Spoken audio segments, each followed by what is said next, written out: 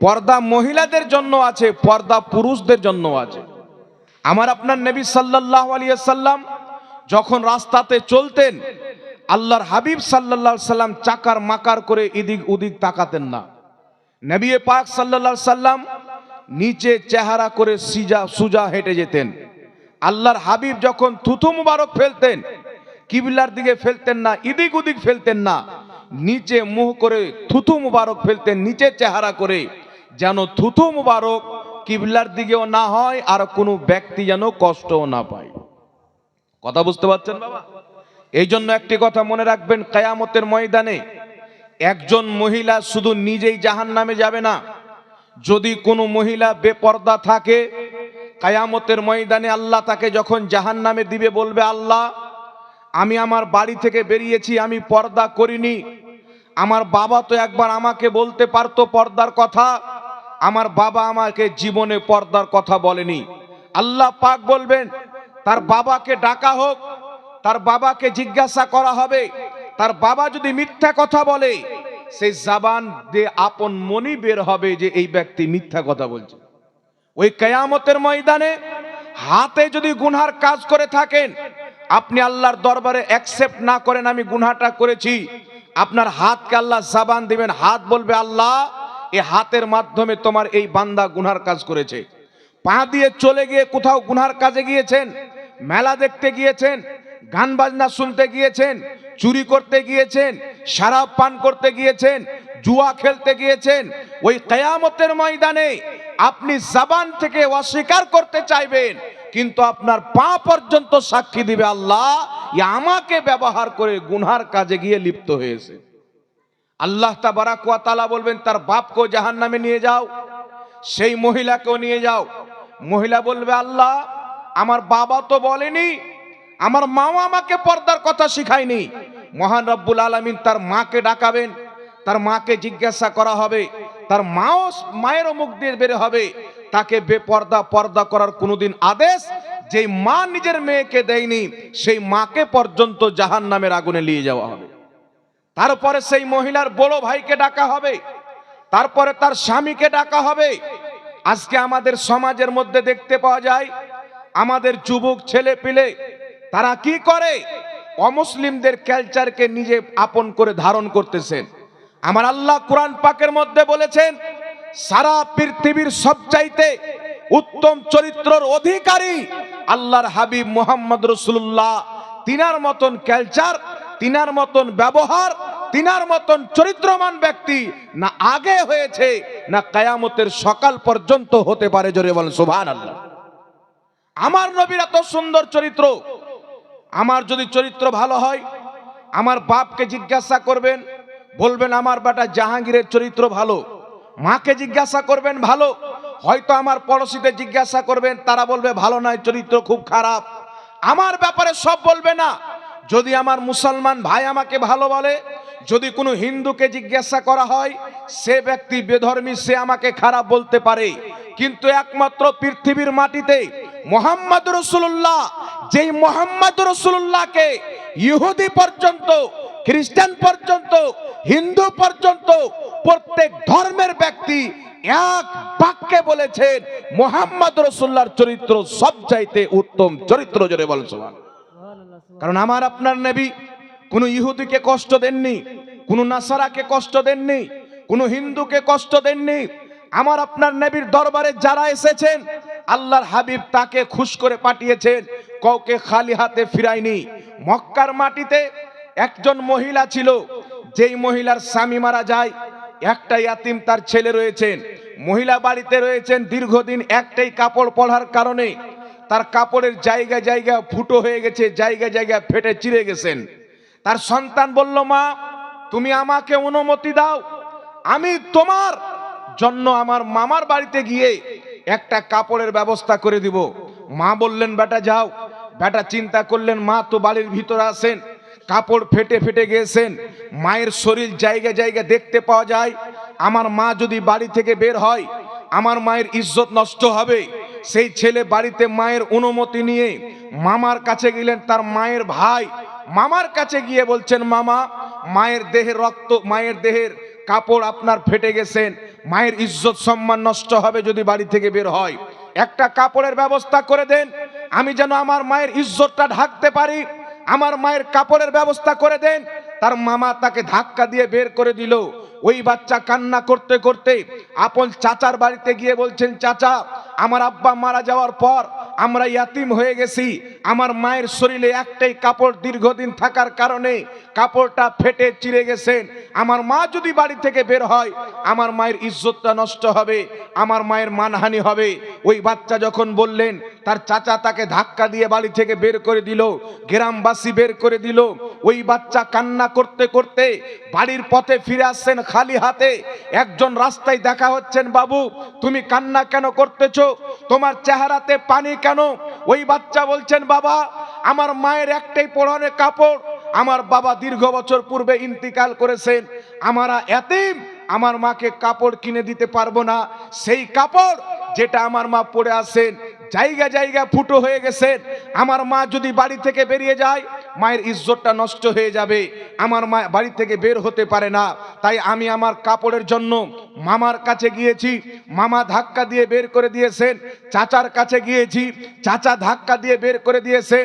আমি আফসোস করে কান্না করি, যেই চাচার মধ্যে আমার রক্ত রয়েছে, আমার খানদানের লোক, একই বংশের লোক, আমার সেই চাচা ফিরিয়ে দিল।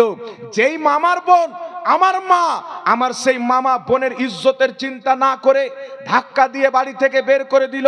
ওই ব্যক্তি বলছে, যুবক তুমি কান্না করিও না, এই মক্কার অবস্থা খুবই খারাপ, আরবের কালচার খারাপ হয়ে গেছে, তোমাকে যার বাড়ি যাবে ফিরিয়ে দিবে, তারা তো ভিক্ষুককে ভিক্ষা পর্যন্ত দেয় না।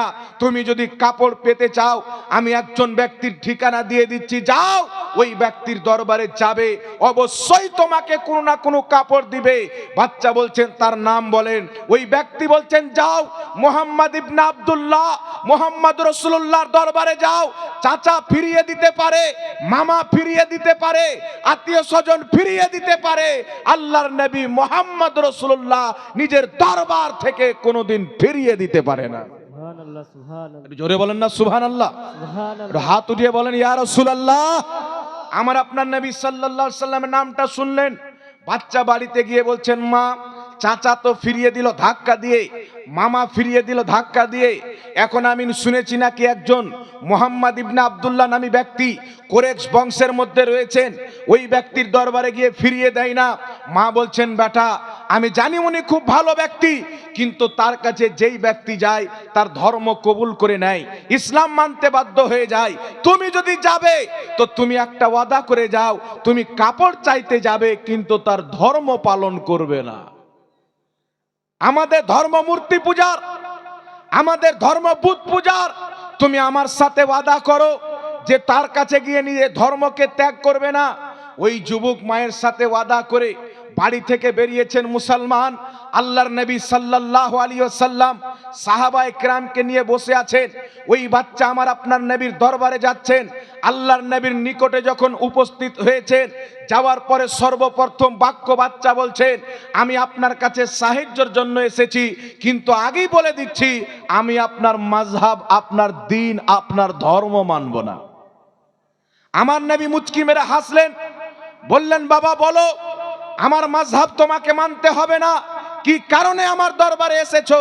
বাচ্চা বলছেন, ইয়া রাসূলুল্লাহ, আমার মায়ের শরীরে একটাই কাপড়, আমার বাবা মারা গেছেন, আমি ইয়াতিম ছেলে, মায়ের শরীরে কাপড় নাই, একটা কাপড় ফাটে পুরাতন হয়ে গেছে, জায়গা জায়গা ফুটো হয়ে গেছে, আমি আমার মায়ের কাপড়ের জন্য চাচার কাছে গিয়েছি, আমাকে ফিরিয়ে দিয়েছে, মামার কাছে গিয়েছি, আমাকে ফিরিয়ে দিয়েছে, কিন্তু আমি শুনলাম আপনার দরবার থেকে কেউ ফিরে যায় না, তো আমি আপনার নিকটে এসেছি কাপড় আনার জন্য।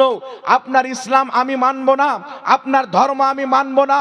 আমার আপনার নবী যখন শুনলেন, নিজের শরীরের চাদর মোবারকটা খুলে ওই বাচ্চাকে দিয়ে দিলেন, বললেন, বেটা বেটা যাও তোমার মায়ের শরীরে এই চাদরটা দিয়ে তোমার মায়ের ইজ্জতটাকে ঢেকে দাও। ওই বাচ্চা খুশি হয়ে আনন্দিত হয়ে আমার আপনার নবীর শরীরের চাদর নিয়ে বাড়ির দিকে রওনা হয়েছেন। দৌড় দিয়ে চলতে চলতে যেমনই বাড়িতে পরিবেশ করবেন তার মাকে গিয়ে বলছেন, মা, মুহাম্মদ সাল্লাল্লাহু আলাইহি সাল্লাম এত মহান ব্যক্তি, এত সুন্দর চরিত্র, এত সুন্দর ব্যবহার, আমার ধর্ম মূর্তিওয়ালা ধর্ম, আমি মুশরিক ঘরানার ব্যক্তি, কাফির ব্যক্তি, কিন্তু আমাকে একবারও ধর্মের কথা জিজ্ঞাসা না করে, আমার ধর্মের কথা না জেনে আমি যেমন ইজ্জতের কথা বলেছি সঙ্গে সঙ্গে নিজের শরীরের চাদর দিয়ে দিয়েছেন। তার মায়ের চোখ দিয়ে পানি বেরিয়ে গেল। বেটা, তোমার মামা যার শরীরে আমার রক্ত চলে, তোমার মামা তোমাকে ফিরিয়ে দিয়েছেন, তোমার বাপ তোমাকে, তোমার চাচা তোমাকে ফিরিয়ে দিয়েছে, যার খানদানের তুমি, কিন্তু মুহাম্মদ রাসূলুল্লাহ তোমার মায়ের খানদানের ব্যক্তি নয়, তোমার বাবার খানদানের ব্যক্তি নয়, তোমার শরীরে তার রক্ত চলে না। সেই ধর্ম জিজ্ঞাসা না করে, খানদান জিজ্ঞাসা না করে, ইজ্জতের কথা এসেছে, নিজের শরীরের কাপড় খুলে তোমাকে দিয়ে দিয়েছে। বেটা, তোমাকে তার ধর্ম ইসলাম কবুল করে নেওয়া প্রয়োজন ছিল। বল সুবহানাল্লাহ। আর একটু জোরে হবে না সুবহানাল্লাহ? তার ধর্ম মেনে নেওয়ার প্রয়োজন ছিল। তুমি কি করে ওই ব্যক্তির কাছ থেকে ফিরে চলে আসলে, যেই ব্যক্তি তোমার চাচা নয়, তোমার মামা নয়, তোমার আত্মীয় স্বজন নয়, যেই ব্যক্তি ইজ্জত ভাবে কোনটা হিন্দুর মহিলা, কোনটা খ্রিস্টানের মহিলা, কোনটা ইহুদির মহিলা, কোনটা নাসারার মহিলা। আরে ইসলাম আমাদেরকে শিক্ষা দেয়, আমাদের নবী শিক্ষা দিয়েছেন, পৃথিবীতে ধর্ম দেখে মহিলাদের সম্মান নয়, যেই ধর্মের হোক সে যদি মহিলা থাকে আমরা তাদের সম্মান করি। জোরে বল সুবহানাল্লাহ। নারে তাকবীর, নারে তাকবীর, নারে রিসালাত, মাসলাকে আলা হযরত মুফতি জাহাঙ্গীর সাহেব। এই শিক্ষা আল্লাহর নবী সাল্লাল্লাহু আলাইহি সাল্লাম দিয়েছেন। আজ আমাদের ভারতবর্ষের মাটিতে কি দেখতে পাওয়া যায় বাবা? ভারতবর্ষের মাটিতে দেখতে পাওয়া যায় অনেক লোক বলে যে মুসলিম মহিলাদেরকে ভুলিয়ে ফুসলে বিয়ে করে তাদেরকে মুরতাদ বানাও। লাখ লাখ মহিলা আজকে হিন্দুদেরকে বিয়ে করে ভাগবো আতঙ্কবাদ একটা মহিম আরএসএস চালিয়েছে, তাদের কাছে বিয়ে করে সেই মহিলাকে আপনার নষ্ট করে বরবাদ করে 2-4 বছর পর ছেড়ে দেয়। কেউ আবার চাকু মেরে মেরে দেয়, কেউ আপনার মার্ডার করে নদীতে ফেলে দেয়।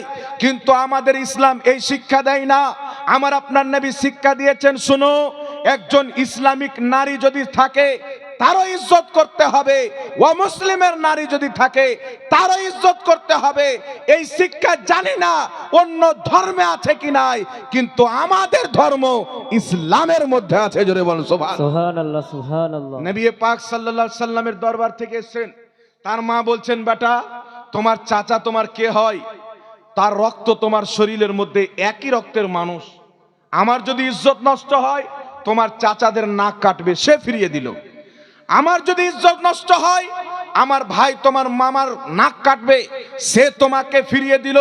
কিন্তু মুহাম্মদ রাসূলুল্লাহ কত সুন্দর চরিত্রমান, কত ভালো ব্যক্তি, কত সুন্দর মানব, যেই ব্যক্তি ধর্ম না দেখে নিজের শরীরের চাদর খুলে দিয়ে দেয়, বেটা তার ধর্ম তোমাকে মেনে নিতে হতো।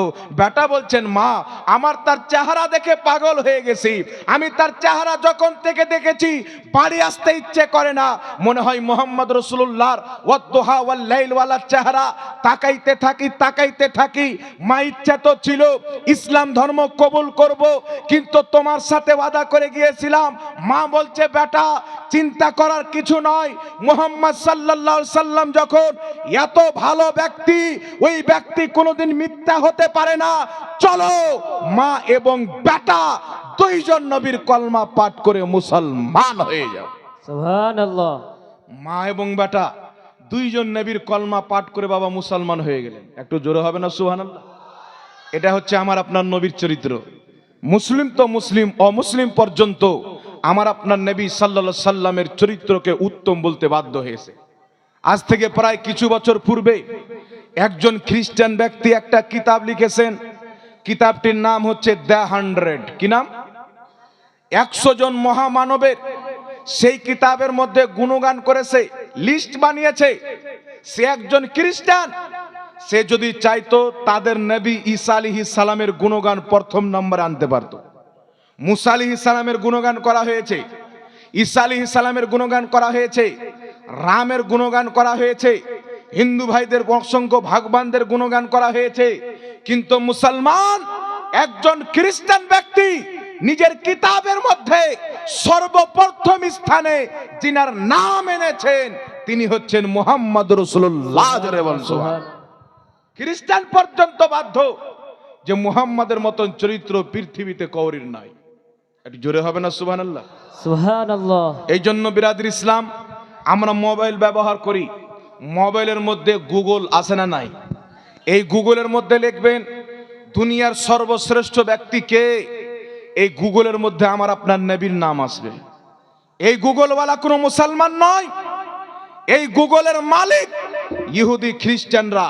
কিন্তু তাদের গুগলের মধ্যে সর্বশ্রেষ্ঠ ব্যক্তি পৃথিবীর যিনাকে দিয়েছেন তিনি হচ্ছেন আমার আপনার নবী মুহাম্মদ রাসূলুল্লাহ। এই রাসূলুল্লাহকে ফলো করতে হবে, এই নবীর চরিত্রকে মানতে হবে।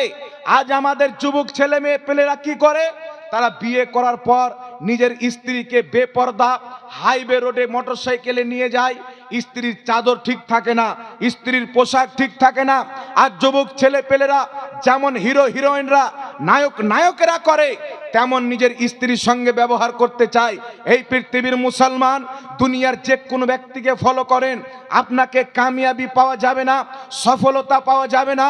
এই পৃথিবীতে যদি সফলতা পেতে চান, ওই আখেরাতে যদি সফলতা পেতে চান, কবরে যদি নাজাত পেতে চান, আল্লাহর কসম খেয়ে বলি দুনিয়াতে একজন ব্যক্তি যিনার নাম মুহাম্মদ রাসূলুল্লাহ, এই মুহাম্মদ রাসূলুল্লাহর চরিত্রকে নিজের চরিত্র বানিয়েলেন, আপনি দুনিয়াতেও কামিয়াব আখিরাতেও কামিয়াব। সুবহানাল্লাহ সুবহানাল্লাহ। নারায়ে তাকবীর, নারায়ে সালাত, ইসকে মোহাব্বত, ইসকে মোহাব্বত। আজ পৃথিবীর মুসলমান আমরা কোথায় যাচ্ছি? কিছুদিন পূর্বে একটা চায়ের দোকানে দেখছি 8-10 জন যুবক আসলেন, তার মধ্যে প্রায় যুবকের এইভাবে ছোট দাড়ি আর একটু এইভাবে লম্বা দাড়ি। তো আমরা মনে করলাম হয়তো আল্লাহ পাক হেদায়েত দিয়েছেন, আমাদের বলতে বলতে হলো না, এখন মনে হয় যুবকরা দাড়ি ছাড়তে লেগেছে। তো চায়ের দোকানদার বলছে, হুজুর আপনাদের বক্তব্য শুনে এরা দাড়ি ছাড়েনি, এরা ক্রিকেটার বিরাট কোহলি একটু লম্বা বেশি ছাক্কা মেরেছে, ওর নকলে দাড়ি ছেড়েছে। এরকম আছে না নাই? এই জোরে বলেন। সালমান খান ফাটা প্যান্ট পরলো, আমাদের যুবকরা ওই পরে নিল। বিরাট কোহলি কেমন দাড়ি রাখলো, যুবকরা ওই রকম দাড়ি রাখতে আরম্ভ করলো। শাহরুখ খান কেমন করে চুল কাটালো, ওই চুল আমাদের যুবকরা কাটাতে লাগলো। নাউজুবিল্লাহি মিন জালিক। এই মুসলমান, আপনাকে আল্লাহ পাক কি জন্য পাঠিয়েছেন?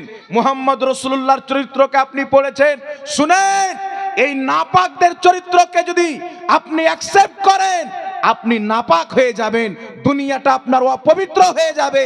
কিন্তু মুস্তাফার চরিত্রকে আপন করে দেখেন, ধারণ করে দেখেন। আল্লাহর কসম খেয়ে বলি, আবু বকর সিদ্দিক সিদ্দিকে আকবর হয়েছে মুস্তাফার চরিত্রকে ধারণ করে হয়েছে। উমারে ফারুক ফারুকে আজম হয়েছে মুস্তাফার চরিত্রকে ধারণ করে হয়েছে। আব্দুল কাদের জিলানী গৌসে আজম হয়েছে নবীর চরিত্রকে ধারণ করে হয়েছে। ইমামে হুসেন শহীদে আজম হয়েছে নবীর চরিত্রকে ধারণ করে হয়েছে। জোরে বল সুবহানাল্লাহ সুবহানাল্লাহ। একমাত্র রাসূল সাল্লাল্লাহু আলাইহি সাল্লামের চরিত্র যে আপনাকে কামিয়াব করতে পারে, আল্লাহর ওলি বানাতে পারে। একটু জোরে হবে না সুবহানাল্লাহ? দুনিয়ার কোন চরিত্র, দুনিয়ার কোন ব্যবহার, দুনিয়ার কোন কালচার মুসলমান আপনাকে কামিয়াবি দিতে পারে না। আজ পৃথিবীর মাটিতে কত মুসলমান আছে ভাই? আর জোরে বলেন, কোটি কোটি আছে না নাই? 100 কোটির চাইতেও বেশি হবে, হবে না? ভারতে তো আমাদের 40 কোটি, ইন্দোনেশিয়া, পাকিস্তান, বাংলাদেশ, সৌদি আরব, কত কোটি কোটি মুসলমান। কিন্তু এতগুলো মুসলমান থাকতে এত বড় একটা ইসরায়েলের সাথে লড়াই করতে পারছে? এই জোরে বলেন। তার পাও সৌদি আরব চাটছে, দুবাই তার পা চাটে, কাতার তার পা চাটে, ক্ষমতা নাই তার উপর আঙুল তুলবে। ভারতের মাটিতে আমাদের মসজিদ, বাবরি মসজিদ শহীদ করা দেওয়া হলো, আমাদের করির হিম্মত হয়েছে প্রতিবাদ করার? এত আমরা দুর্বল কেন হয়ে গেলাম? একটা জামানা ছিল মুসলমানদের নাম শুনলে বাতিল, থর থর করে কেঁপেছে মুসলমান। কাফির থরথর করে কেঁপেছে। এত দুর্বলতার কারণ কি? এত সুস্থ হয়ে যাওয়ার কারণ কি? এত নরমাল হয়ে যাওয়ার কারণ কি? কারণ একটাই, মুসলমান মুহাম্মদ রাসূলুল্লাহর চরিত্রকে বাদ দিয়ে দিয়েছে। কেউ হিরোর চরিত্রকে, কেউ হিরোইনের চরিত্রকে। আমার আপনার নবীর মেয়ে ফাতেমা যখন বাড়ি থেকে বের হতেন তো পর্দা করে বের হতেন। আমার আপনার মেয়ে যখন বাড়ি থেকে বের হয় তো লিপস্টিক লাগিয়ে বের হয়। আছে নবীর মেয়ের মতন চরিত্র আমাদের মেয়ের আছে? আমার আপনার নবীর মেয়ে সারা দিন কাজ করেছেন, রাত্রিবেলা ইবাদত করেছেন। আর আমাদের মা বোনেরা সারা দিন খেলে, সারা দিন আপনার মোবাইলই টাইম পাস করে দেয়। বাড়ি থেকে বের হয়, একটা ধর্মীয় প্রতিষ্ঠান দেখে আফসোস হয়। আপনি যান, ছোট ছোট দোকান বসে আছে, মহিলারাকে বেশি পাবেন। আর এই মহিলাদের পিছন পিছন কিছু যুবকরাকেও পাবেন। মেলা ঘোরা হবে, মহিলা দেখা হবে। এইরকম নাপাক নিয়ত নিয়ে অনেক কেউ জালসাতে আসে না। মিথ্যা কথা বলছি বাবা। সুধার করতে হবে, নিজের চরিত্রকে পরিবর্তন করতে হবে। স্মরণ করেন আজ থেকে 1450 বছর পূর্বের কথা, যখন বদরের যুদ্ধ সংগঠিত হয়েছিল। আমার আপনার নবী সাল্লাল্লাহু আলাইহি সাল্লাম মাত্র 313 জন সাহাবাকে নিয়ে আছেন। হাজার হাজার সামনে কাফের, কাফিরদের প্রত্যেকের হাতে অস্ত্র, সবাই সাওয়ারিতে চেপে এসেছে। সাহাবার কাছে সাওয়ারি কম, অস্ত্র কম। 313 জন হাজারো কাফিরের সামনে কোনো ভয় নাই, নেমে পড়েছেন। আল্লাহর নবী দোয়া করছেন, আল্লাহ আজ যদি এই 313 জন সাহাবী জয় না লাভ করতে পারে, আল্লাহ এই জমিনের মাটিতে কোনোদিন তোমার ইবাদত হবে না। আমার নবী দোয়া করছেন। আল্লাহ বলছেন, মুস্তাফা চিন্তা করতে হবে না। হাজারো কাফির আছে, তাদের আদর্শ হচ্ছে শয়তানের মতো, তাদের আদর্শ হচ্ছে দুনিয়াদারের মতো। আর 313 জন সাহাবী, তাদের আদর্শ হচ্ছে মুহাম্মদ তোমার মতো। সুবহানাল্লাহ। এদের চরিত্র তোমার মতো, ব্যবহার তোমার মতো, এদের চলা তোমার সুন্নাত, বলা তোমার সুন্নাত, উঠা তোমার সুন্নাত, ইবাদত তোমার সুন্নাত। এদের প্রত্যেকটা কালচারে তোমার মোহাব্বত ভরা আছে, তোমার আদর্শ ভরা আছে। মাহবুব, সারা পৃথিবীর কাফির যদি একদিকে হয়ে যায়, তোমার 313 জন সৈনিক একদিকে থাকবে। আমি আল্লাহ ফারিস্তাকে পাঠিয়ে 313 জনকে জয়দান করব। বল সুবহানাল্লাহ। পৃথিবীর ইতিহাস সাক্ষী আছেন, ওয়াল মুসলিম পর্যন্ত হয়রান। হাজারো কাফিরের সামনে মাত্র 313 জন সাহাবী। কতজন বাবা? মাত্র 313 জন সাহাবী ময়দানে নেমেছেন। যেমনই ময়দানে নেমেছেন, আল্লাহু আকবার কবিরা, ফারিস্তা আপনার সাহাবা তলোয়ার উঠায়, ফারিস্তার গর্দান, আপনার ফারিস্তারা গর্দান মেরে দেয়। সাহাবা তলোয়ার তুলে ফারিস্তা গর্দান উড়িয়ে দেয়, সাহাবা তলোয়ার তুলে ফারিস্তারা কেটে দেন। সাহাবা হয়রান হয়ে গেলে, তলোয়ার তুললাম, গলা কেটে গেল মারার পূর্বে। ওয়ার করার জন্য তলোয়ার উঠালাম, গর্দান আগেই চলে যায়। অবাক হয়ে গেলেন। যুদ্ধর পর বলছেন, ইয়া রাসূলুল্লাহ আজকে আমরা যুদ্ধ করলাম তো অবাক, আশ্চর্যজনক ঘটনা। কি ঘটনা? বলে তলোয়ার তুলতে দেরি, গর্দান উড়তে দেরি নাই, মারার আগে গর্দান শেষ। নবী পাক বলছেন, সাহাবী তোমরা যখন যুদ্ধর ময়দানে আল্লাহ আল্লাহ রসুলের মোহাব্বত নিয়ে নেমেছো, আল্লাহ শত শত ফেরেশতা পাঠিয়ে তোমাদের সাথে সৈনিক বানিয়ে দিয়েছে। জোরে বলতে হবে সুবহানাল্লাহ। আজ কেন আসে না আমাদের মাদাদ ভাই? আজ কেন আমাদের দুর্দশা? এ মুসলিম জাতি শিক্ষার দিক দিয়ে পিছিয়ে, পর্দার দিক দিয়ে পিছিয়ে। মুসলমানের বাড়িতে সিনেমা হল তো চলে, কিন্তু 5 ওয়াক্তের নামাজ হয় না। আল্লাহর হাবিব বলছেন, ওই বাড়িটা বাড়ি নয়, ওই বাড়িটা হচ্ছে কবরস্থান, যেই বাড়িতে নামাজ হয় না। একটা বাড়িতে 4 জন মহিলা আছে, শাশুড়ি আছেন, বেটি আছেন, 2টা বৌমা আছেন, আফসোসের কথা একটাও নামাজি নাই। এইরকম ফ্যামিলি আছে না নাই বাবা? জোরে বলেন। একটা বাড়িতে 4টা 5টা 8টা 10টা ছেলে আছেন, একজন বাবা আছেন, 4টা ছেলে আছেন, তাদের ছেলে আছেন, তার মধ্যে একটাও নামাজি নাই। কিছু লোক মনে করে, হুজুর একটু বয়স হোক নামাজ পড়বো। আর এখনো যদি তুমি নামাজ না পড়ো, বয়স হওয়ার পর তোমাকে আল্লাহ তৌফিক দিবে? কোনোদিন তৌফিক দিবে না। আপনি যদি চায়ের দোকানে বসে বসে টাইম পাস করেন, আপনি যদি আড্ডাখানাতে গিয়ে টাইম পাস করেন, আপনি যদি গান বাজনা শুনে টাইম পাস করেন, জুয়া খেলে টাইম পাস করেন, আর আপনি যদি বলেন মরার পূর্বে আল্লাহ আমাকে নামাজি বানিয়ে দিবে, এই স্বপ্ন দেখা বাদ দিতে হবে। আপনার কান যখন গান শুনে শুনে ভরে যাবে, গালা শুনে শুনে ভরে যাবে, আপনার কান যখন কুকর্ম লিপ্ত হয়ে ভরে যাবে, আপনার এই কান আপনাকে ভালো জিনিস শুনে হেদায়েত দান করবে না বাবা, ভালো জিনিস হজম করবে না। একটা মাদ্রাসার তালবে ইলম যখন খাতা লেখে, খাতাটা যখন পরিপূর্ণ হয়ে যায়, সেই খাতা পরিপূর্ণ হওয়ার পরে যদি কিছু লেখা যায় বুঝা যাবে, এই জোরে বলেন বুঝা যাবে। তো আমার আপনার জীবনটা ওই রকম হয়ে গেছে। পাপ করে করে, নামাজ ছেড়ে ছেড়ে, বেপর্দা ঘুরে ঘুরে আমাদের অন্তর এত ময়লা হয়ে গেছে যে হুজুর যতই বলুক এই অন্তরে আমাদের কথা কিন্তু বাবা বসে না। বসে? এখানে অনেকজন বসে আছেন, কয়েকটা যুবক আছে, কত সুন্দর চেহারা, যত সুন্দর চেহারাতে দাড়ি, কিন্তু 50-60 বছরের বাবা আছেন চেহারাতে দাড়ি নাই। একে যদি বলেন বাপজি কতদিন বাঁচবেন, নবীর সুন্নাতটা সাজান, কতদিন হারাম কাজ করবেন, বলবে বাবা দাড়ি ছাড়লে চুলকায়। আর ফারিস্তা যখন মুখ কালিয়ে মারবে তখন চুলকানি কোথায় যাবে আপনার? সব চুলকানি আপনি ভুলে যাবেন। এই জাতির লজ্জা শরম নাই। আল্লাহ স্পষ্ট কোরআনে বলেছেন আমার নবী উত্তম চরিত্রের অধিকারী। নবীর চেহারাতে দাড়ি ছিল, আপনি চেহারাতে দাড়ি সাজান, আল্লাহর কসম খেয়ে বলি দুনিয়ার কেউ যদি অপছন্দ করে, দুনিয়াকে সৃষ্টি করনেওয়ালা খোদা পছন্দ করবে। সুবহানাল্লাহ, সুবহানাল্লাহ। আপনার চেহারা আল্লাহ পছন্দ করবে। আপনি কাকে হুসন দেখাচ্ছেন? এ সুন্দর গাল, এ সুন্দর মাংস, সুন্দর চেহারা, সুন্দর ঠোঁট, যাকে মা বোন লিপস্টিক লাগিয়ে ঘুরে বেড়ায়, আপনি সাবুন লাগিয়ে ফেরেশ করেন, যখনই আপনাকে কবরে রাখা হবে কয়েক ঘন্টা পর আপনার নাক যখন গলে নাকের তেনাটা সরে বেরিয়ে যাবে, পোকা মাকড় ঢুকে ভিতর থেকে নিয়ে বাইর পর্যন্ত আপনার গাল মুখ চিবিয়ে চিবিয়ে খাবে, আপনি কিছু করতে পারবেন না। কিছু লোককে বলেন নামাজ পড়ুন, চরিত্রকে বদলান, ওই লোকটা বলবে হুজুর এখনো তো বয়স আছে, এখন আমার বয়সই কি হলো, 40 বছর হলো, 50 বছর হলো, এইরকম বয়স নিয়ে আমরা চিন্তা করি। আরে আপনি যে চেহারা নিয়ে ফখার করেন, আপনি যে দেহ নিয়ে ফখার করেন, আপনি একবার কবরের মাটিতে যান, আল্লাহর কসম খেয়ে বলি রাস্তাতে যেমন কুকুর মরে যায়, 2-3 দিন পর ওই কুকুরের বডিতে যেমন পোকা মাকড় লেগে চিবিয়ে চিবিয়ে তাকে খেয়ে নেয়, গন্ধ বের হয়, কুকুরের দেহুর চাইতে বেশি গন্ধ আমার আপনার দেহুতে বের হবে। যদি কবরকে খোলা হয় কোন মানুষ তার পাশে টিকতে পারবে না। এ সুন্দর গাল চিবিয়ে চিবিয়ে পোকা খাবে, সুন্দর চোখ, যাতে আপনি কাজল ব্যবহার করেন সুরমা, এই চোখের মণিগুলি পোকামাকড় চিবিয়ে চিবিয়ে খাবে, সুন্দর দেহু বডি পোকামাকড় চিবিয়ে চিবিয়ে খাবে। আপনি ওই কবরে গিয়ে কি করবেন?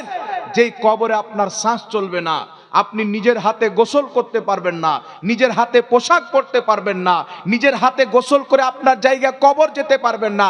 একবার চিন্তা করেন মুসলমান, অন্তরে হাত রেখে ভাবেন, একটু চিন্তা করেন আপনার ওই অন্ধকার কবর, যেখানে বাপ নাই, মা নাই, আত্মীয় স্বজন কেউ নাই, সহযোগিতার কোনো ব্যক্তি নাই, চতুর সাইডে মাটি, অন্ধকার কবর, আপনি দুনিয়াতে আত্মা যখন বেরিয়ে যায় গোসল করতে পারেন না, আপনি কবরে গিয়ে কি করবেন বলেন?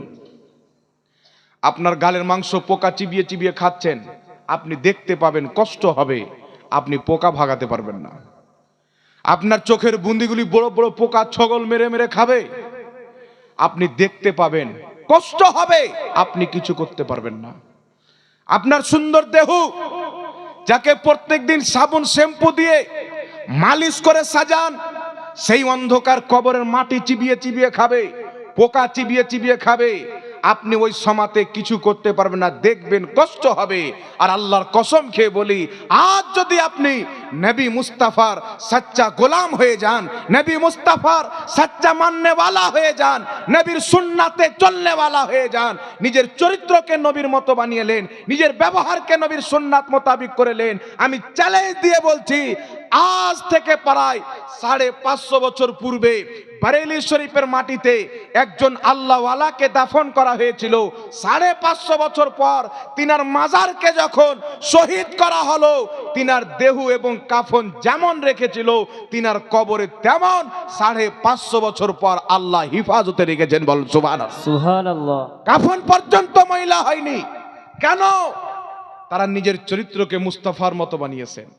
আল্লাহ আমাদের জন্য আইডিয়াল মডেল বানিয়ে আল্লাহ নিজের হাবিবকে পাঠিয়েছেন, যাকে আল্লাহ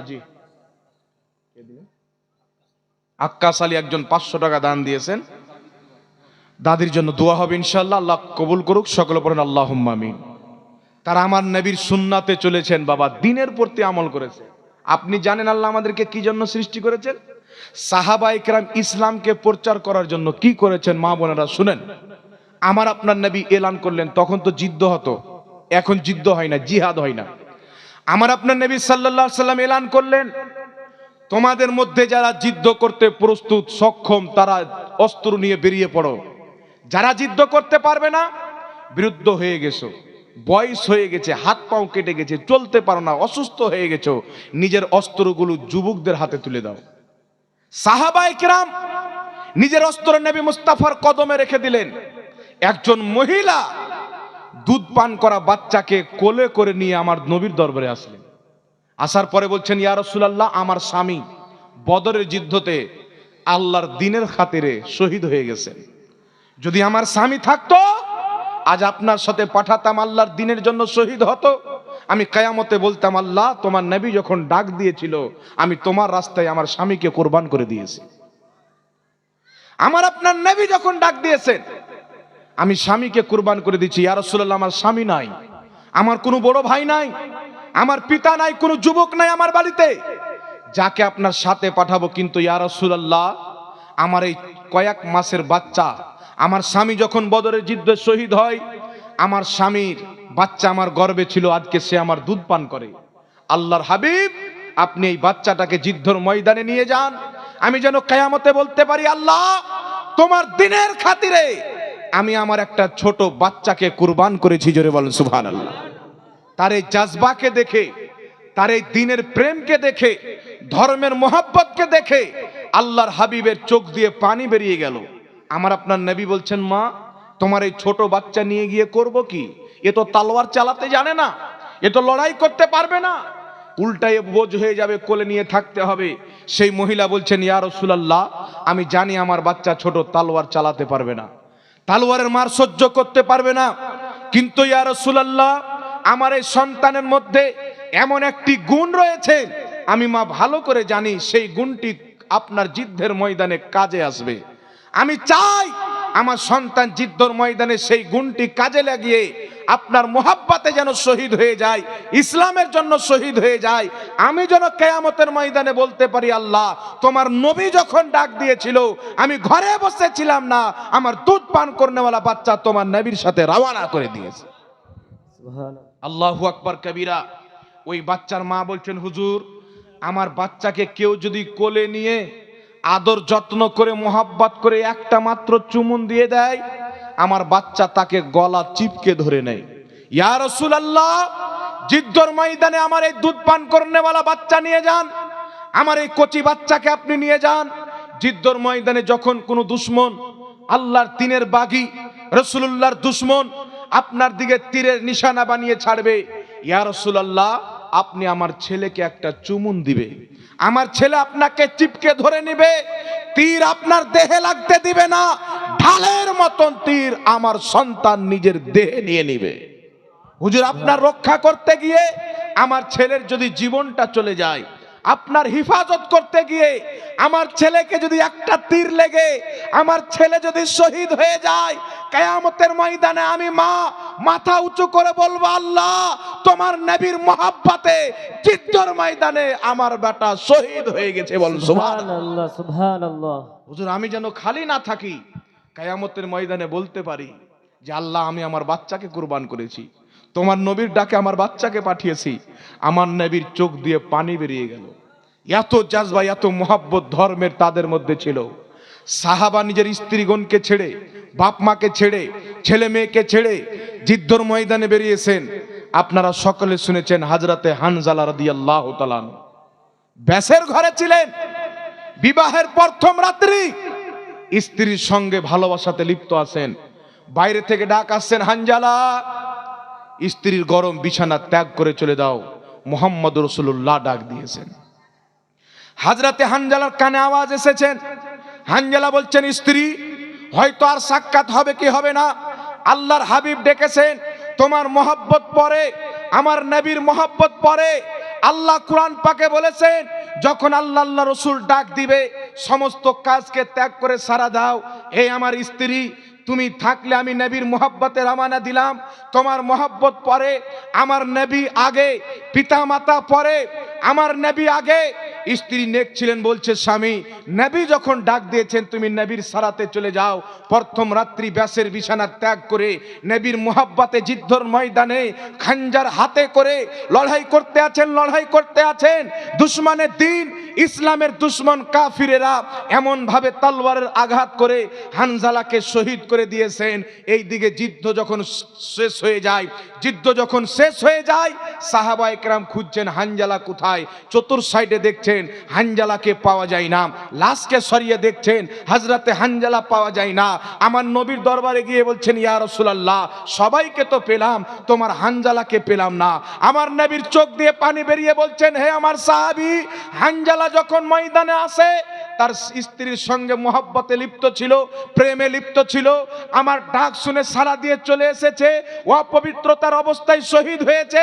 আল্লাহ নিজের ফেরেশতাকে বলেছেন, ফেরেশতা, যেই হানজালা আমার নবীর ডাকে সাড়া দিয়েছে সে অপবিত্রতার অবস্থায় কবরে যাবে না, তাকে আসমানে নিয়ে এসো, জান্নাতের হাউজে কাউসারের পানিতে তাকে গোসল দেওয়া হবে। সুবহানাল্লাহ, সুবহানাল্লাহ। এই ছিলেন সাহাবার ঈমান। আজকে আমরা মনে করি ঈমান ইসলাম খুব সহজ।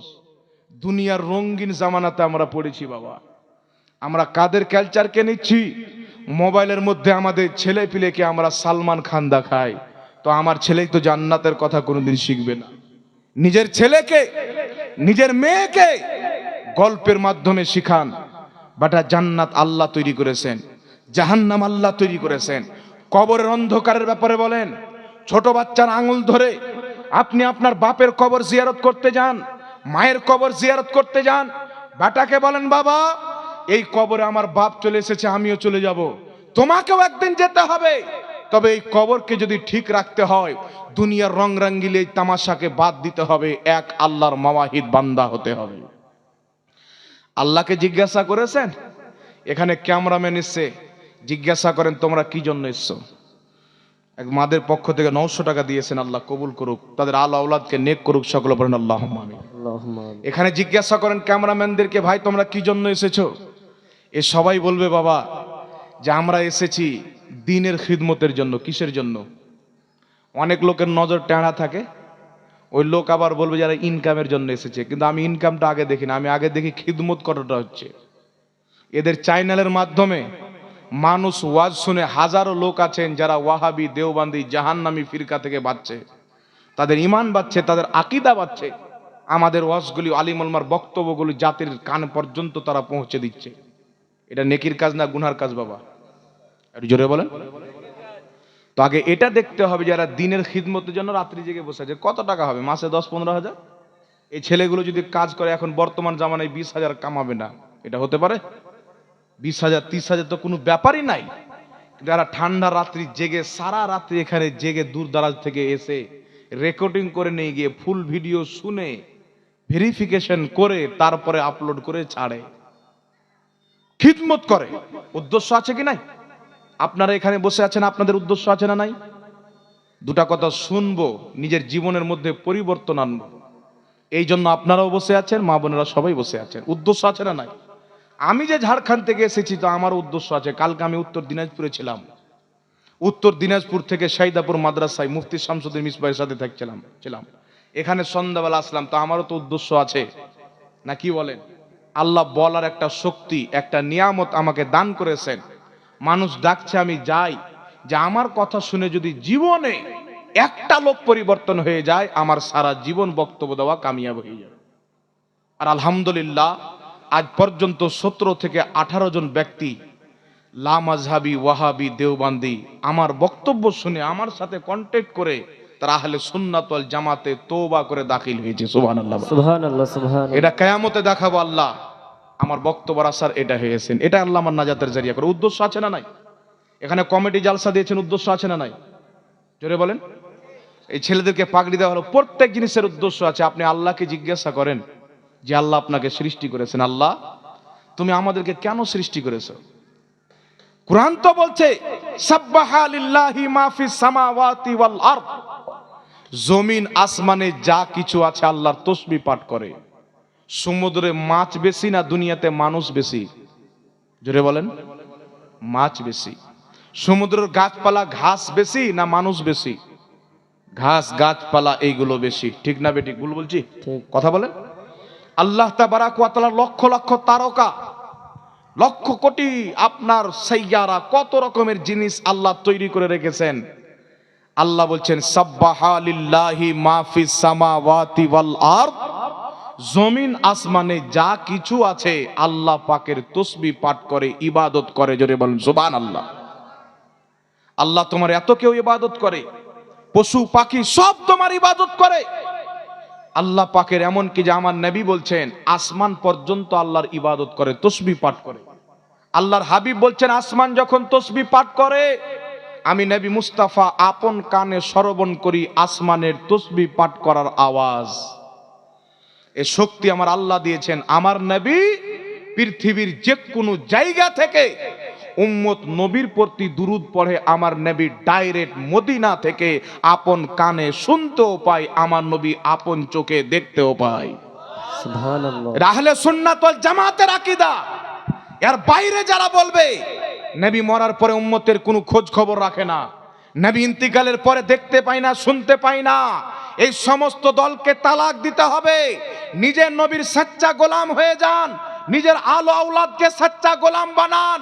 আরে যেই ধর্মে নবীর গোলাম বলা শিরিক হয়, যেই ধর্মে নবীর গোলাম বলা অপবাদ হয়, ওই রকম ওয়াহাবি ধর্ম, দেওবন্দি ধর্মকে তালাক দিয়ে মুস্তাফার গোলাম হয়ে দেখাতে হবে। আর কিয়ামতের ময়দানে বলতে হবে ইয়া রাসূলুল্লাহ, দুনিয়াতে যতদিন বেঁচে ছিলাম নিজেকে তোমার গোলাম বলে পরিচয় দিয়েছি। জোরে বলো সুবহানাল্লাহ। নারায়ে তাকবীর, নারায়ে সালাত, মাসলাকে আলা হযরত, নারায়ে তাকবীর। মুসলমান নিজেকে নবীর গোলাম বলা এর চাইতে বড় জিনিস কি হতে পারে? সারা জিন্দেগি বলেন আমি গোলামের রাসূল, নবীর গোলাম, নবীর গোলাম। একবার যদি মুস্তাফা বলে দেয় আল্লাহ এটা আমার গোলাম, সব কামিয়াব হয়ে যায়। আপনি সারা জীবন নিজেকে গোলাম বলেন, একবার যদি মুস্তাফা কিয়ামতে বলে দেয়, কবরে বলে দেয় হে মুনকার নাকির, আমার উম্মতকে প্রশ্ন উত্তর করলে আপ সরে যাও, এ তো আমার সচ্চা গোলাম। একটু জোরে হবে না সুবহানাল্লাহ? फिर नबीर गोलाम तकन ना अबू बकर सिद्दीक के, उमर फारूक के, उस्मान गनी के, मौला अली के, गौसे आजम के, गरीब नवाज के, आला हजरत के। अरे আমার নবী তো জিন্দা, যারা নবীর গোলাম হয়ে কবরে গেছেন তারাও নিজের কবরের মধ্যে জিন্দা শুয়ে আছে। জোরে বল সুবহানাল্লাহ। সুবহানাল্লাহ। এই জন্য বাবা একটা হাদিস শুনেন, হাদিস তো অনেক আছেন। সাহাবায়ে কেরাম নিজেকে অন্য পরিচয় দিতেন না, নবীর গোলাম বলে পরিচয় দিতেন। সাহাবীর মধ্যে টপ র্যাঙ্কের সাহাবী চারজন, আবু বকর, উমর, উসমান, আলী রাদিয়াল্লাহু তাআলা আনহুম আজমাইন। হযরত উমর ফারুক যখন খলিফা হলেন, দ্বিতীয় নম্বর খলিফা, মানুষ দিনের বেলা সন্ধ্যা লাগার পূর্বে নিজের বাড়ির গেট বন্ধ করে নিতেন। এত হযরত উমর ফারুকের দহশত ভয় মানুষের অন্তরে ছিল। উনি এমন একজন শক্তিশালী মহা মানব ছিলেন, মার্দ ছিলেন, যে তিনি যখন ইসলাম গ্রহণ করলেন তার পূর্বে মুসলমান অনেক কিছু চুপি চুপি করতেন, কিন্তু হযরত উসমান গনি যখন ইসলাম কবুল করলেন সবকিছু ওপেন। কোন মায়ের লালাচে ঠকাবে, উমর ফারুক নবীর গোলাম হয়ে গেছেন। সুবহানাল্লাহ বলে ওপেন হতে লাগলো। হযরত উমর ফারুক যখন খলিফা হলেন, হাকিম আল মুস্তাদরাক আলা সাহিহাইন কিতাবের মধ্যে ইমাম হাকিম বিশুদ্ধ সনদে হাদিস নিয়ে এসেছেন। বাড়ির দরজা সব আগেই বন্ধ করে নাই। হযরত উমর ফারুকের কানে রিপোর্ট আসলো, হুজুর আপনার খলিফা হওয়ার পর তো আরো লোক হাড়কাম লেগে গেছে, দিনের বেলায় দরজা বন্ধ করে নাই। হযরত উমর ফারুক রাদিয়াল্লাহু তাআলা আনহু সাহাবার সামনে বক্তব্য রাখলেন, আর বক্তব্য রেখে বলছেন, শুনো, আমি উমর ফারুক হচ্ছি নবী মুস্তাফার বান্দা, গোলাম। আব্দুল শব্দ ব্যবহার করলেন। আব্দ শব্দ যদি নবীর দিকে যায় তো গোলামের অর্থ হবে, আব্দ শব্দ যদি আল্লাহর সাথে মিলানো হয় তাহলে বন্দেগীর অর্থ হবে। হযরত উমর ফারুক বলছেন, আমাকে দেখে অত ভয় পাওয়ার কিছু নাই, আমি হচ্ছি মুস্তাফার গোলাম। জোরে বল সুবহানাল্লাহ। সুবহানাল্লাহ। আল কওলিল বাদি বলে একটি কিতাব পাওয়া যায়, উলামায়ে কেরামকে গুজারিশ করব এই কিতাবটি নিয়ে আপনারা পড়েন। আল কওলুল বাদির মধ্যে একটি হাদিস রিওয়ায়াত এসেছেন, হাজরাতে হাসান ও হুসাইন, হাজরাতে উমর ফারুকের ছেলে হাজরাতে আব্দুল্লাহ খেলাধুলা করছেন, হাজরাতে আব্দুল্লাহ গাছে চেপেছেন, খেজুর পাড়ছেন, খাচ্ছেন, ভালো ভালো আর খারাপগুলি ফেলছেন। তো হাজরাতে ইমামে হুসেন রাগান্বিত জালালে এসে বলছেন, এই আমার নানার গোলাম। হাজরাতে আব্দুল্লাহকে কথা লেগে গেল, আমার বাপ এত পাওয়ারফুল, যার নাম শুনলে পুরো আরব তো আরব, আপনার রোম পর্যন্ত কেঁপে যায়। আমি সেই বাপের বেটার আমার বাপকে বলছে তার নানার গোলাম। গাছ থেকে নেমে ডাইরেক্ট তার বাবার কাজ। হযরত ওমর ফারুককে বলছেন, আব্বা আমাকে হুসেন বলছেন তুমি নাকি তার নানার গোলাম? হযরত ওমর ফারুক বলছেন, তাই নাকি? বলছেন, হ্যাঁ চলো। সাহাবায়ে কেরামকে নিয়ে মিটিং বসানো হলো। হযরত ওমর ফারুক বলছেন, ইমামে হুসেন আপনি কি আমাকে আপনার নানার গোলাম বলেছেন? ইমামে হুসেন বলছেন, হ্যাঁ বলেছি, এখনো বলছি আপনি আমার নানার গোলাম। হযরত ওমর ফারুক বলছেন, এটা লিখিত দিতে পারবেন? হযরতে ইমামে হুসেন বললেন, দেন, কাগজ লিখে দিচ্ছি। তিনি লিখে দিলেন, আমার নানার গোলাম উমরে ফারুক। ওই পর্চাটা হযরত ওমর ফারুক নিয়ে সাহাবাকে বললেন, আপনারা সাক্ষী হয়ে যান, কিয়ামতের ময়দানে নবী পাকের নওয়াসা জান্নাতি যুবকদের সরদার ইমামে হুসেনের লেখা সার্টিফিকেট আল্লাহর দরবারে পেশ করব। খোদা, তোমার নবীর নওয়াসার লেখা সার্টিফিকেট নিয়ে এসেছি, আমি উমরে ফারুক তোমার নবীর গোলাম। জোরে বল সুবহানাল্লাহ। উনি জান্নাতের সার্টিফিকেট মনে করতেন। এখন কিছু বাদর ইহুদি খ্রিস্টানের দালাল বেরিয়েছে বাবা। বাংলাদেশে দেখবেন এমন ভাবে লেকচার দিবে যে ওর প্রত্যেকটা ওয়ারি কথাই হাদিস। অমুক হারাম বুখারী মুসলিম, অমুক হারাম বুখারী মুসলিম। আপনি পাগলার মতন বুখারী মুসলিম খুঁজেন, এটা হারাম, এটা না জায়েজ, নবীর নাম চুমুন দেওয়া না জায়েজ, দাঁড়িয়ে সালাত ও সালাম পাঠ করা না জায়েজ। অনেক রকম কুকুরের লেভেলের মৌলবি বেরিয়েছে।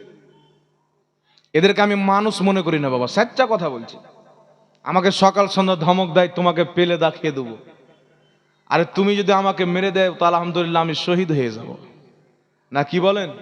কিন্তু যতদিন শরীরের মধ্যে জান আছে, যারা নবী পাকের বেয়াদবি করেছে, যে নবীর মুখ দিয়ে দুর্গন্ধ বের হতো, নবীর পরে নবী আসতে পারে, নবী কিয়ামতে ফলফল করে তাকাবে, তোমরা যতদিন পর্যন্ত নবীর বেয়াদবি করবে, এই ধরে শ্বাস থাকা পর্যন্ত তোমাদের সাথে আমাদের লড়াই চলবে। বলেন সুবহানাল্লাহ। আমরা নিজের প্রপার্টির জন্য নয়, আজ তোমার বিরুদ্ধে কথা বলছি আমি প্রপার্টির জন্য নয়, আমার বাপ দাদার জমিন ধরেছো তাই নয়, তুমি আমার নবী মুস্তাফা, যার কদমে আমার বাবা কুরবান, আমার মাও কুরবান, সেই নবীর সম্মানে আঘাত করেছো। হযরতে ওমর ফারুকের সামনে কেউ নবীর যদি বেয়াদবি করতেন, তলোয়ার বের করে তার গর্দান পর্যন্ত মেরে দিতেন। বলেন সুবহানাল্লাহ। একজন ইহুদি আর একজন মুসলমান নামধারী উমর ফারুকের নিকটে গিয়েছেন, আপনারা শুনে হবেন। যাওয়ার পরে বলছেন, উমরে ফারুক আপনার দরবারে একটা ফয়সালার জন্য এসেছি। ইহুদি বলছেন, ইয়া হযরত উমর ফারুক, এটা হচ্ছে দ্বিতীয় দফা, প্রথম দফা নবীর কাছে গিয়েছিলাম, নবী আলাইহিস সালাম আমি ইহুদির পক্ষে রায় দিয়েছে, এই নামধারী মুসলমান মানতে রাজি নাই, তারপর আপনার কাছে এসেছে। হযরত উমর ফারুক বলছেন, ফয়সালা তো দিব, একটু দাঁড়াও।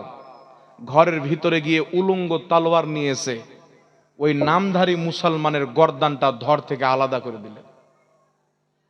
কেন আলাদা করলেন? নবীর ফয়সালা হওয়ার পর আবার উমর ফারুকের কাছে এসেছেন রিভিউ করাইতে, যে কোন রকম উমর ফারুক যদি আমার দিকে ফয়সালা দিয়ে দেয়, তা হযরত উমর ফারুকের কি মাজাল যে নবীর বিপক্ষে ফতোয়া দিবেন। নবীর যেটা ফয়সালা প্রত্যেক সাহাবীর ফয়সালা। সুবহানাল্লাহ বলতে হযরত উমর ফারুক গর্দান মেরে দিলেন। চতুর্দিকে কোহরাম মেচে গেল। উমর ফারুক মুসলমানকে হত্যা করেছে, লম্বা লম্বা দাড়ি, মাথায় টুপি পাগড়ি, জিদ্দতে যেত, নবীর পিছে নামাজ পড়তো। হযরত উমর ফারুককে ডাকা হলো, বলছেন আমি কোনো মুসলমানকে মারিনি। যেই ব্যক্তি নবীর ফয়সালা মানে না, আমি উমর ফারুক তাকে মুসলমান মনে করে নয়, নবী মুস্তাফার গাদ্দার মনে করে মেরেছি। জোরে বলেন সুবহানাল্লাহ। আর যে নবীর ফয়সালা মানে না, তাকে দুনিয়াতে বেঁচে থাকার অধিকার আল্লাহ দেয়নি। কি আকীদা ছিলেন উমর ফারুকের বাবা। এখন আমাদের কিছু ছেলে পিলের সামনে হাদিস পেশ করে দেয়। একজন ছেলে সুন্নি ছিল, দক্ষিণ 24 পরগনার, এখন আলহামদুলিল্লাহ সুন্নি আছেন। তো প্রথম সুন্নি ছিল, তারপরে ওয়াহাবি হয়েছেন। ওকে বুখারী শরীফের 2টা হাদিস দিয়েছেন। হযরতে আব্দুল্লাহ ইবনে উমর রাদিয়াল্লাহু তাআলা আনহু বলছেন, বুখারীর হাদিস, নবী পাক সাল্লাল্লাহু আলাইহি সাল্লাম যখন রুকুতে যেতেন হাত উত্তোলন করতেন, রাফায়া দেন, রুকু থেকে উঠতেন, রাফায়া দেন করতেন। আর ওই বুখারী তার একটি হাদিস, হযরতে আব্দুল্লাহ ইবনে উমরও যখন রুকুতে যেতেন রাফায়া দেন করতেন, রুকু থেকে মাথা তুলতেন তখন রাফায়া দেন করতেন। এই দুটো হাদিস বুখারী শরীফের তাকে দিয়েছে, আর ওই ব্যক্তি সুন্নি জামাত ছেড়ে ওয়াহাবি হয়ে গেছে। কিন্তু ওই ওয়াহাবির তলায় গলায় নিচে প্যাটের মধ্যে বাথরুমের রাস্তায় কি আছে তো জানে না, না কি বলেন? ডাক্তার সব জানে, তো আমরা হচ্ছে ডাক্তার, এদের কোন জায়গায় কোন মানুষ লুকিয়ে আছে প্রত্যেকটা খবর আমাদের কাছে। আলহামদুলিল্লাহ এই ব্যক্তি হাত ঝাড়তে আরম্ভ করেছেন, ওয়াহাবি মতে চলতে লেগেছেন। এই ব্যক্তি, আমি যখন জালসাতে গেলাম, তার বাপ কিন্তু কট্টর সুন্নি। মেদিনীপুরের দিকে একটা কোন দরবার শরীফ আছে, সেখানকার মুরিদ। জবরদস্তি তার চাচাকে নিয়ে ধরে আমার কাছে নিয়ে এসছে। নিয়ে আসার পরে বলছেন যে হুজুর, আমার ছেলে আগে সুন্নি ছিল, এ কি জন্য ওয়াহাবি হলো, একে জিজ্ঞাসা করেন। তো আমি তাকে জিজ্ঞাসা করলাম যে কি ব্যাপার, কি শুনছি? ঠিকই বলছে, হ্যাঁ হুজুর। কি জন্য হয়েছে? বলছে ওয়াহাবিরা সহি হাদিস আমল করে, আর আপনারা জয়ীফ হাদিস আমল করেন। সহি হাদিস কোনটা, আমরা জয়ীফ হাদিস কোনটা আমল করি? বলছে সহি হাদিস বুখারীতে আছে, রাফায়া দেন নবী করেছেন, সাহাবা করেছেন, আর আপনারা রাফায়া দেন করেন না, এটা জাল হাদিস, কোনো হাদিসে নাই। তো যারা হাদিস মানে তাদের দল আমি গিয়েছি, আপনারা হাদিস মানেন না, এটা মনে করে গিয়েছি। তো আমি তাকে কয়েকটি হাদিস বের করলাম। বাংলাদেশের একজন বিখ্যাত আলিমে দ্বীন, বিশুদ্ধ লেখক ভাই মুফতি শহীদুল্লাহ বাহাদুর, অসংখ্য কিতাবের লেখক। ওয়াহাবিরা নিজের কিতাবের মধ্যে অসংখ্য হাদিসকে জাল হাদিস বলেছে, আর মুফতি শহীদুল্লাহ বাহাদুর একটি কিতাব লিখেছেন, প্রমাণিত হাদিসকে জাল বানানোর স্বরূপ উন্মোচন। এই কিতাব লিখে ওয়াহাবিরা যেগুলো হাদিসকে জাল প্রমাণ করেছিল, সে প্রমাণ করেছেন হাদিসের নীতিমালা অনুযায়ী যে এগুলো সব নবী মুস্তাফার হাদিস। সুবহানাল্লাহ বলেন। যেমন আদমের উসিলা দিয়ে দোয়া করা, নবীর নাম চুমুন দেওয়া, একটা বুড়ি নবীর পায়ের তলায় কাটা বিছাতো, 8 জন সাহাবা হাদিসটা বর্ণনা করেছেন, 8 জন। আর এই একটা বাংলাদেশে মৌলবি ছিল খন্দকার জাহাঙ্গীর, আপনারা অনেক দেখে হবেন, এ অ্যাক্সিডেন্ট হয়ে মরেছে। এর নবীর অসংখ্য হাদিসকে নিজের কিতাব হাদিসের নামে জালিয়াতি, একটি কিতাব লিখেছে হাদিসের নামে জালিয়াতি, ভারতেও কিতাবটি পাওয়া যায়। নবী পাকের অসংখ্য বিশুদ্ধ হাদিসকে সেই কিতাবের মধ্যে সে জাল লিখেছে, যে কোনো হাদিসই নয়। তার জন্য আল্লাহ পাক তার শাস্তি দুনিয়াতে দিয়েছে, ব্যাটার লাশ পর্যন্ত ক্যাচড়ার মতন হয়ে যাবে, চাক্কাতে পিষে দিয়েছে। বুঝতে পারছেন? নবীর বেয়াদবি করলে মত ভালো হবে না।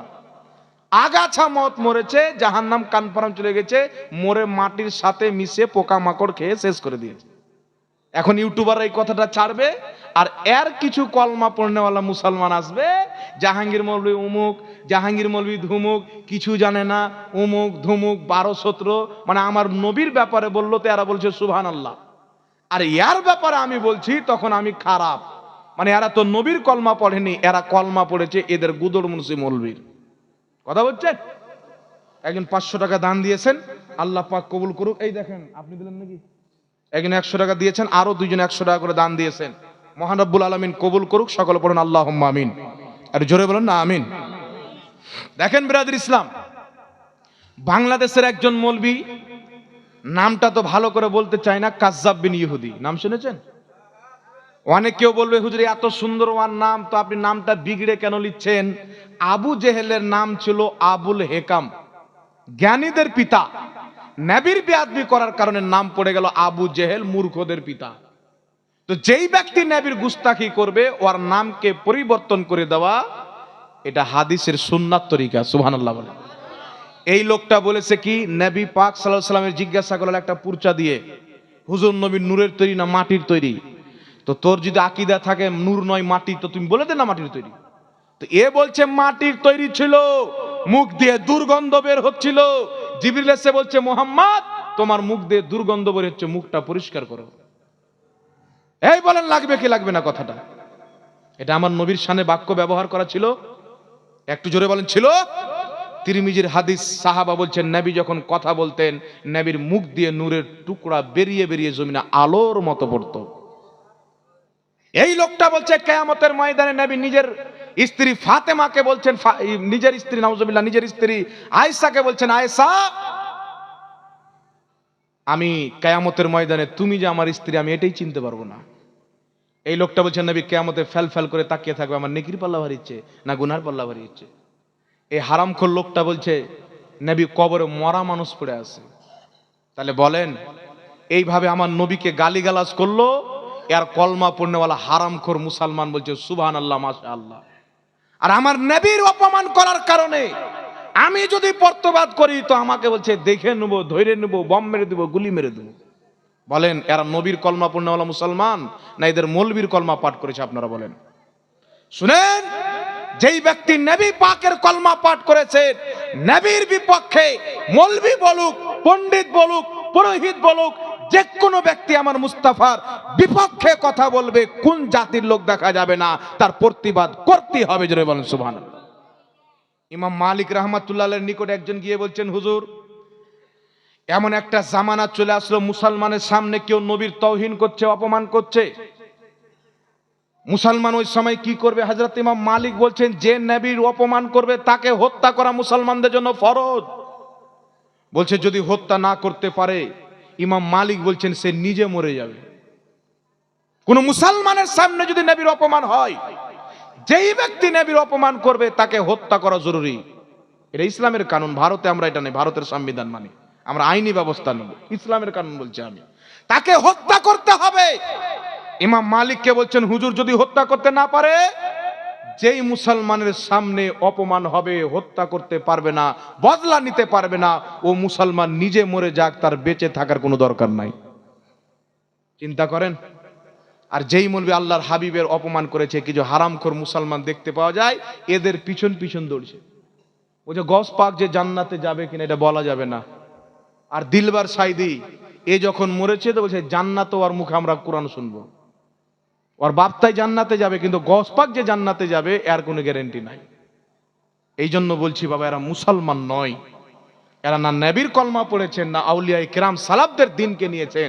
বর্তমান পরিচালিত ইহুদি ধর্ম, ওয়াহাবি মতবাদ, লা মাযহাবি আহলে হাদিস যে মতবাদ বলে, এই মতবাদ ইহুদি খ্রিস্টানদের চালু করা। এদের মৌলবীদের যত এরা সম্মান করে, আমার আপনার নবীর ততটা সম্মান করে না। করে? আমি কি মিথ্যা বলছি? আপনি তার সামনে গিয়ে বলিয়েন তোমাদের ডক্টর জাকির নায়েকের মুখ দিয়ে তো গন্ধ বের হয়। যদি আপনি ওরকম জায়গাতে থাকেন আপনার গায়ের চামড়া তুলে নিবে। কিন্তু ওকে গিয়ে যদি বলেন তো আমাদের নবী মাটির তৈরি ছিল, আমাদের নবীর মুখ দিয়ে তো দুর্গন্ধ বের হতো, আপনাকে ডেকে স্পেশাল চা খাওয়াবে, স্পেশাল চা খাওয়াবে। এই হারামখোর মুসলমান মুনাফিক জুলখায়সরার সন্তানেরা। এই জন্য নিজেকে বাঁচতে হবে, নিজের জাতকে বাঁচাতে হবে, সমাজকে বাঁচাতে হবে, আল আওলাদকে এদের চুঙ্গল থেকে বাঁচাতে হবে। আপনি চাইবেন না ফ্রিতে আপনার বাড়ি কিতাব পাঠাবে, কোরআন পাকের অনুবাদ পাঠাবে। আর পৃথিবীতে দেওবন্দি বলেন, জামাতে ইসলামী বলেন, লা মাযহাবী বলেন, এরা কোরআন পাকের অনুবাদ করেছে। ওই কোরআন পাকের অনুবাদ যদি মানুষ পড়ে পথভ্রষ্ট হয়ে যাবে, ভুল ভাল অনুবাদ। কিন্তু এই জমিনের মাটিতে বরেলির সরতাজ আলা হযরত ইমাম ইশক ও মোহাব্বত ইমাম আহমদ রাজা খা যেই অনুবাদ করেছে কানজুল ঈমান, এই কানজুল ঈমান কোন ব্যক্তি যদি পড়ে তার ঈমানও মজবুত হবে, তার আকীদাও মজবুত হবে। বলেন সুবহানাল্লাহ। কেউ চ্যালেঞ্জ করতে পারবে না আমাদের তরজমাকে। মিশরের সবচাইতে বিশ্বের বড় ইউনিভার্সিটি জামে আজহার, সেখানে আলা হযরতের অনুবাদকৃত তরজমা কানজুল ঈমান পেশ করা হলো। মিশরের প্রিন্সিপাল সহ সমস্ত শিক্ষক বলেছিল কোরআন যদি আরবি ভাষাতে অবতীর্ণ না হয়ে উর্দু ভাষাতে অবতীর্ণ হতো, বরেলির আহমদ রাজার অনুবাদ করা কানজুল ঈমানের রূপে হতো। জোরে বলেন সুবহানাল্লাহ। ফেস টু ফেস 1450 বছর থেকে নিয়ে 1400 বছর থেকে নিয়ে যত মুফাসসির যেইভাবে কোরআনের আয়াতের ব্যাখ্যা করেছেন, ওইভাবে আমার আলা হযরত অনুবাদ করেছেন মুসলমান। কিন্তু এরা আলা হযরতকে মানবে না। পোল্ট্রি মুরগি বলছে আলা হযরত বলা যাবে না, বলছে আমার নিকটে আলা হযরত বলা হারাম। বলে কি বলে না, মানে শরীয়ত তো ওর বাপের মানে, তো ইসলাম মানে না, ওর নিকটে যেটা হারাম ওটাই হারাম। কিন্তু আমাদের ইসলামে যেটা হারাম ওটা হারাম, ইসলামে যেটা হালাল ওটা হালাল। কারণ আমরা মানি ইসলাম আর ওরা মানে বাপের ঘরের ফতোয়া। না কি বলেন বাবা? তাহলে আমার নিকটে হারাম বলবে? ওকে কি আল্লাহ ওহী নাজিল করে শরীয়ত দিয়েছে নাকি? শরীয়ত হচ্ছে মুহাম্মদ রাসূলুল্লাহ। এই জমিনের মাটিতে একমাত্র আমার নবী যিনি হালালকে হারাম করতে পারে, হারামকে হালাল করতে পারে। আচ্ছা বলেন তো বাবা, এই মাদ্রাসায় অনেক শিক্ষকগণ আছেন, দেখছেন হুজুর আছেন, মাওলানা হাসিবুল কই আছেন। এই শিক্ষকগণের কাছে আপনি আসবেন, হুজুর একজন অমুসলিম যদি এসে বলে যে আমি ইসলাম ধর্ম কবুল করব, তবে ইসলামের নামাজ হচ্ছে 5 ওয়াক্ত পড়া ফরজ, আমি মাত্র 2 ওয়াক্ত নামাজ পড়ব, এই কথার উপরে যদি আমাকে মুসলমান বানান, তাহলে বানান, নাহলে বানান না। কোন মৌলবি পারবে যে যা 3 ওয়াক্তের নামাজ তোর উপর থেকে মাফ হয়ে যাবে, 2 ওয়াক্তের নামাজই পড়বি, তুই পারবে? পৃথিবীতে কওরির জন্য 2 ওয়াক্তের নামাজ ফরজ হতে পারে? নবী হোক, ওলি হোক, গৌস হোক, কুতুব হোক, আলিম হোক, সাধারণ পাবলিক হোক, সকলের জন্য 5 ওয়াক্তের ফরজ। আমার নবীর দরবারে একজন এসে বলছেন, হুজুর আমি ইসলাম কবুল করব, তবে 5 ওয়াক্তের নামাজ পড়তে পারবো না, মাত্র 2 ওয়াক্তের নামাজ পড়বো। আল্লাহর নবী বলছেন, শুনো, যাও আমি মুস্তাফা বলে দিলাম পৃথিবীর সবার জন্য 5 ওয়াক্তের নামাজ ফরজ, তোমার জন্য 2 ওয়াক্তের নামাজ ফরজ। নবী ছাড়া কেউ পারবে? এই জোরে বলেন, কেউ পারবে? এটা আমার নবীকে আল্লাহ পাওয়ার দান করেছেন, সুবহানাল্লাহ। আল্লাহর নবী সাল্লাল্লাহু আলাইহি সাল্লাম বসে আছেন, বুখারী শরীফের হাদিস। একজন সাহাবী এসেছেন, ইয়া রাসূলুল্লাহ আমি হালাতে রোজাই, রোজার অবস্থায় দিনের বেলা আমার স্ত্রীর সাথে সাক্ষাৎ করে ফেলেছি, হুজুর আমার শাস্তি কি? তো রাসূল পাক বলছেন, তোমাকে 60টা রোজা রাখতে হবে, কন্টিনিউ 2 মাস। সাহাবী বলছেন, হুজুর কত কষ্ট করে 1 মাসে রোজা রাখতে রাখতে এই অবস্থা, তাহলে 2 মাস কি রাখতে পারি? তো রাসূল পাক বলছেন, 2 মাস যদি রোজা না রাখতে পারো, তাহলে 60টা মিসকিনকে 2 বেলা পেট ভরে খাবার খাও। নাকি হুজুর, এটাই তো মশলা।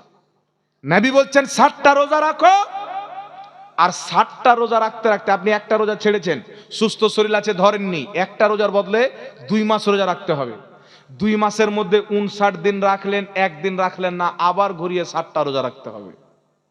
এত বড় শাস্তি! সাহাবী বলছেন, হুজুর ক্ষমতা নাই।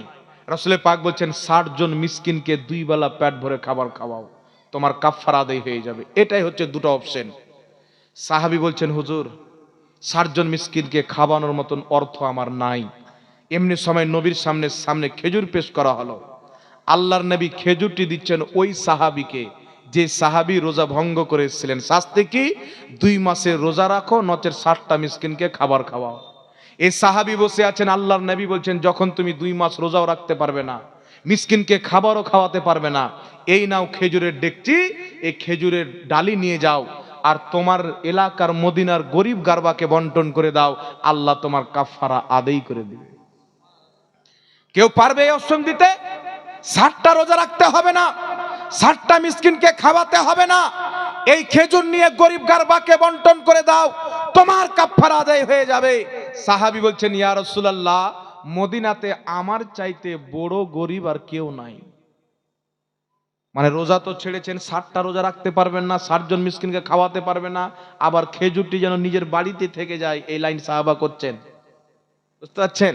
হুজুর আমার চাইতে বেশি গরিব কেউ নাই। রাসূল পাক মুচকি মেরে হাসলেন যে খেজুর লাওয়ার লাইন করছেন, আর আমার নবী যদি হেসে যায় তো বেড়া পার। একজন বুড়ি এসেছেন আমার নবীর দরবারে, ইয়া রাসূলুল্লাহ আমি নামাজ পড়ি, রোজা রাখি, আমি কি জান্নাতে যাব? তো আমার আপনার নবী বলছেন, জান্নাতে কোনো বুড়ি যাবে না। বুড়ি লাগলো কাঁদতে। বুড়ি যখন কাঁদতে লাগলো, আমার নবী মুচকি মেরে হাসতে লাগলেন। নবী যখন হাসতে লেগেছেন তো বুড়িও হাসতে লেগেছে। যে নবী হাসতে লেগেছেন মানে কাম হয়ে গেল। এই হাসিকে আমার আলা হযরত কত বড় আশিকে রাসূল ছিলেন, ইমামে আহলে সুন্নাত বলছেন, जिसकी तस्कीन से रोते हुए हंस पड़े उस तबस्सुम की आदत पे लाखों सलाम। ইয়া রাসূলুল্লাহ সাল্লাল্লাহু আলাইহি সাল্লাম আমি জান্নাতে যাব না? বুড়ি কাঁদতে লেগেছে, এত কষ্ট করে নামাজ পড়লাম, ঠান্ডার সময়, শীতের সময় ঠান্ডা পানি নিয়ে, আল্লাহ সুবহানাল্লাহ, কাঁদতে লেগেছেন। রাসূল পাক হাসতে লাগলেন। রাসূল বলছেন, মা জান্নাতে কোনো বুড়ি যাবে না, তবে বুড়িকে আল্লাহ ছুরি বানিয়ে জান্নাতে পাঠাবে, চেংড়ি বানিয়ে, জওয়ান বানিয়ে, যুবতী বানিয়ে জান্নাতে পাঠাবে। জোরে বলেন না সুবহানাল্লাহ। যুবতী বানিয়ে। বুড়ি খুশি হয়ে গেলেন। আল্লাহর নবীকে সাহাবী বলছেন, ইয়া রাসূলুল্লাহ 60টা রোজাও রাখতে পারবো না, 60 জন মিসকিনকে খাওয়াতেও পারবো না। নবী বলছেন, এই খেজুরটি নিয়ে যাও, তোমার এলাকার গরিব গারবাকে বন্টন করে দাও, তোমার কাফারা আদায় হয়ে যাবে। দুনিয়ার যত মুফতি হোক, যত বড় আলিম হোক, হাফিজ হোক, কারি হোক, ফাতোয়া দেনেওয়ালা হোক, যাকে জিজ্ঞাসা করবেন অপশন মাত্র 2টা, 60টা মিসকিনকে খাবার খাওয়াও, বা 60টা রোজা রাখো, এছাড়া কোনো অপশন পৃথিবীর মানুষের জন্য নাই। একমাত্র নবী মুস্তাফা হালালকে হারাম করতে পারেন, হারামকে হালাল করতে পারেন, সহজকে আসান, আসানকে মুশকিল করতে পারেন, মুশকিলকে সহজ করতে পারেন। আমার নবী বলছেন সাহাবী, যাও এই খেজুর নিয়ে গিয়ে তোমার ছেলে পেলেকে নিয়ে খেয়ে নাও, আল্লাহ তোমার কাফারা আদায় করে দিবে। বলেন সুবহানাল্লাহ। রোজাও ভঙ্গ করে দিলেন, খেজুরও পেয়ে গেল, সাহাবী খুশি খুশি বাড়ি। দেখছেন রোজা ছাড়লেন, শাস্তি কি ছিল? 60 জনকে খাবার খাওয়াও 2 বেলা, বা 60টা রোজা রাখো। কিন্তু সাহাবী রোজাও রাখতে হলো না, খাবারও খাওয়াতে হলো না, উল্টা খেজুর পেয়ে গেলেন। লাভ হল না লস হলো? আর কাফারাও আদায় হয়ে গেল। এইরকম মসলা সহজ কোন মৌলবি করতে পারে? হ্যাঁ, এই কেউ করতে পারে? কেউ যদি করতে যায় ঈমান থাকবে না। কোন মৌলবি যদি বলেন সবার জন্য 5 ওয়াক্তের নামাজ ফরজ, আপনার জন্য 2 ওয়াক্তের নামাজ ফরজ, মৌলবি কাফির হয়ে যাবে। কারণ 5 ওয়াক্তের নামাজ সবার জন্য ফরজ, এটা জারুরিয়াতের দিন। 1 ওয়াক্তের নামাজকে কেউ যদি ফরজ না মানে, ওই ব্যক্তি ইসলামে কাফির। কেউ নামাজ ফরজ মানে নামাজ পড়ে না, পাপী, গুনহেগার, মহাপাপী। আর যেই ব্যক্তি নামাজ কি ফরজ মানবে না, ওই ব্যক্তি কাফির হয়ে যাবে। কথা আমার বুঝতে পারছেন বাবা? একমাত্র এই পাওয়ার আল্লাহ আমার নবীকে দিয়েছেন। এই জন্য আমরা নবী পাককে মুখতারে কুল মানি, যে সমস্ত জিনিসের পাওয়ার আল্লাহ আমার নবীকে দিয়েছেন। জোরে বলতে হবে সুবহানাল্লাহ। নবী পাক সাল্লাল্লাহু আলাইহি সাল্লাম যেদিন জন্মগ্রহণ করবেন, মা আয়েশা সিদ্দিকা রাদিয়াল্লাহু তাআলা আনহা বলেন, নবী আমার জন্মগ্রহণ করবেন, আল্লাহর হাবিব বলছেন, আওয়াজ আসলো, কাবাজা মুহাম্মাদুন আলা দুনিয়া কুল্লেহা। খাসাইসে কুবরার মধ্যে হাদিস ইমাম সিউতি উল্লেখ করেছেন, রাসূল পাক সাল্লাল্লাহু আলাইহি সাল্লামের জন্য আসমান থেকে আওয়াজ আসলো, যেই দিন নবী জন্মগ্রহণ করেছেন, কাবাজা মুহাম্মাদুন আলা দুনিয়া কুল্লেহা। সারা কুল কায়নাতে, পৃথিবীতে নবী মুস্তাফার সমস্ত দুনিয়াতে কবজা হয়ে গেল। এই নবী মুস্তাফা চাঁদ ইশারা করবেন, চাঁদ 2 টুকরা হয়ে যাবে। সূর্যকে ইশারা করবেন, ডুবা সূর্য ফিরে যাবে। পাথরকে ইশারা করবেন, পাথর কালমা পড়ে নিবে। গাছকে ইশারা করবেন, গাছ নিজের জায়গা ছেড়ে দিবেন। এই নবী মুস্তাফা পাহাড়ে নিজের আঙুল লাগিয়ে দিবেন, পাহাড় নিজের কলিজা চিরে পানির ঝর্ণা বের করে দিবেন। এই নবীর হুকুমত জমিনেও চলবে, আসমানেও চলবে, কবরেও চলবে, কিয়ামতের ময়দানেও চলবে। জোরে বলেন সুবহানাল্লাহ। এই জন্য নবীকে আমরা কি মানি? মুখতারে কুল। একটু জোরে হবে না সুবহানাল্লাহ? সারা পৃথিবীর পুরুষদের জন্য সোনা হারাম। আমার নবী সোরাকাকে বলছেন, সোরাকা তোমার জন্য আমি মুস্তাফা সোনা জায়েজ করে দিলাম। পারবে কোন মৌলবি? সবার জন্য সোনা হারাম, জাহাঙ্গীর মৌলবীর জন্য জায়েজ, কে বলতে পারবে? হারাম তো হারাম। নবী বলছেন পৃথিবীর সবার জন্য হারাম, সোরাকার জন্য আমি মুস্তাফা জায়েজ করে দিলাম। এই জন্য আমার পীর ও মুর্শিদ হুজুর তাজুস শরিয়া বলছেন, যাহা বানি আতা কর দে ভরি জান্নাত হেবা কর দে, নবী মুখতারে কুল হে জিসকো জো চাহে আতা কর দে। বলেন সুবহানাল্লাহ। হুজুর তাজুস শরিয়া বলছেন, নবী সব জিনিসের ক্ষমতা রাখেন, যাকে যেটা ইচ্ছা দিয়ে দেন। আবু দাউদের মধ্যে হাদিস, হযরতে উম্মে সালমা, হযরতে রাবিয়া আমার নবী সাল্লাল্লাহু আলাইহি সাল্লামের খাদেমা, পানিটা এনে দিতেন। একদিন পানি এনে দিয়েছেন আর বলছেন, হুজুর, রাসূল পাক খুশি হলেন যে নবী পাককে পানি এনে দিলেন উযু করা। তো নবী অত্যন্ত খুশি হয়ে বলছেন, এ রাবিয়া সালনি, রাবিয়া আমার কাছে চাও, তুমি যা চাইবে আমি নবী তোমাকে তাই দেব। তো সাহাবীর আকীদা কি দেখেন, আমরা চাইলে কি করতাম? 2-4 কুইন্টাল ধান নিয়ে নিতাম। এমন লোক আছে 2-4 কুইন্টাল ধানও নিয়ে নিত, নাকি বলেন? একটা রাজা, তার বাড়িতে বেটা জন্ম হয়েছে, খুব খুশি হয়েছেন। তো একজন পাক্কা গৃহস্থালীর লোক, মানে নামাজ রোজা সব ছেড়ে ও মাটি পড়ে থাকে, মানে চাষাবাদকে জানতে বেশি ভালোবাসে। তো এই লোকটাকে রাজা খুশিতে সবকে ডেকেছেন। তো প্রথম এই লোকটা গিয়েছেন, এই চাষাবাদকে ভালোবাসনেওয়ালা। তো একে জিজ্ঞাসা করছেন, তুমি কি চাইবে বলো? আমার বেটা হয়েছে, আজকে তোমরা যা চাইবে তাই দিব। তো এই লোকটা বলছেন যে, স্যার, বাদশাহজি আমাকে 2-4 কুইন্টাল ধান দেন। বাদশাহ তাজ্জুব করলেন যে সোনা চাইতো, টাকা চাইতো, তো ধান চাইলো, মানে ও ধান নিয়েই পড়ে থাকে, ওকে সোনা চাঁদির খবরই নাই। এ ধান নিয়ে চলে আসলো। আর যারা চালাক আছে তাকে বললেন, বলছে, বাদশাহ আমাকে 1 কিলো সোনা দেওয়া হোক। বাদশাহ সব জিনিস বন্টন করলেন। তো আমাদের মধ্যে এরকম লোক আছে না বাবা, কেউ যদি অপশন দিতেন আমাদের নবী, হয়তো আমরা বলতাম হুজুর 2-4 জোড়া আমাকে উট দিয়ে দেন যেন আমি লাখপতি হয়ে যাই, বা সোনা দিয়ে দেন নাকি। আর আমার আপনার নবী বলছেন ইয়া আয়েশা তো লাউসিতো লাসারত মাই জেবালুজ জাহাব, আয়েশা আমি যদি চাই আমার পিছন পিছন সোনার পাহাড় চলবে, জোরে বলেন সুবহানাল্লাহ। তো আমরা অনেক কিছু চাইতাম সাহাবিয়া। আকীদা দেখেন, রাসূলে পাক বলছেন সাল্লি আমার কাছে চাও।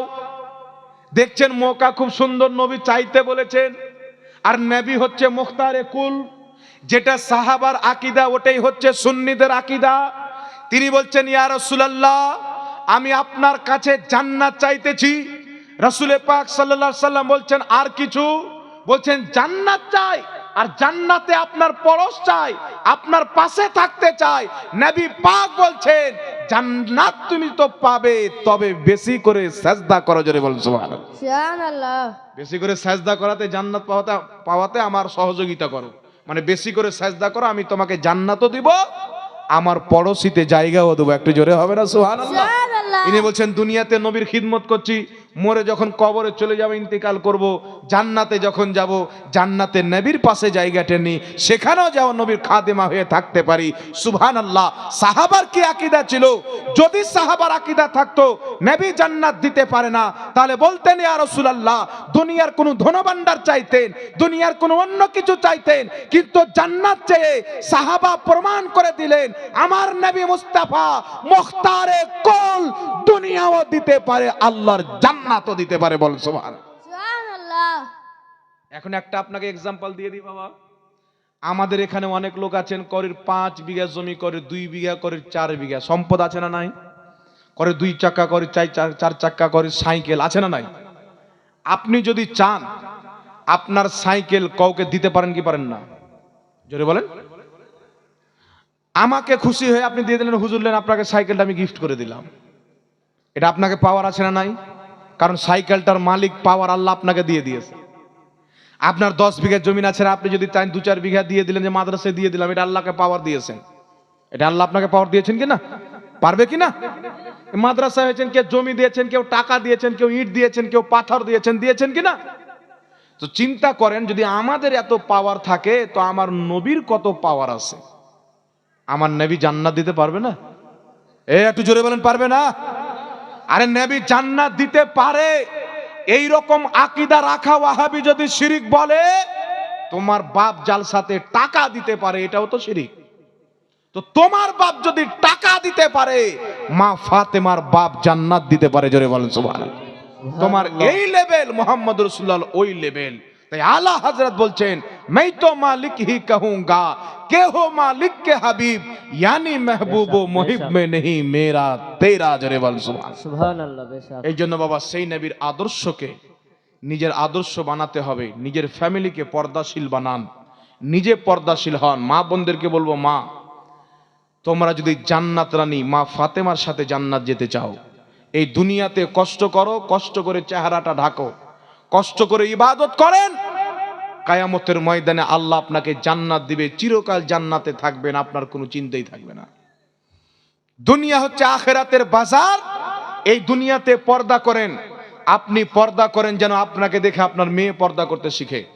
আপনার মেয়ে ছোট হোক বড় হোক স্কুলে পাঠাবেন, সুন্দর করে হেজাব দিয়ে পর্দা দিয়ে পাঠাবেন, যেন আপনার মেয়েকে দেখে রাস্তায় মানুষ বলে এই মেয়েটা এই বয়সে এত পর্দা করছে, তার মা কত পর্দাশীল হবে। ভালো শিক্ষা আপনার মেয়েকে দেন, আপনার ছেলেকে দেন। আর আপনার ছেলে মেয়ের সামনে কোনো সিরিয়ালের গল্প করিয়েন না, আপনার ছেলে মেয়ের সামনে কবরের গল্প করেন, জান্নাত জাহান্নামের গল্প করেন। যদি আপনার ছেলে ছোট থেকে জান্নাত জাহান্নাম খোদা রসুলের গল্প করেন, আলোচনা করেন, আপনার ছেলের জেহেন আল্লাহ আল্লাহ রসুলের দিকে যাবে।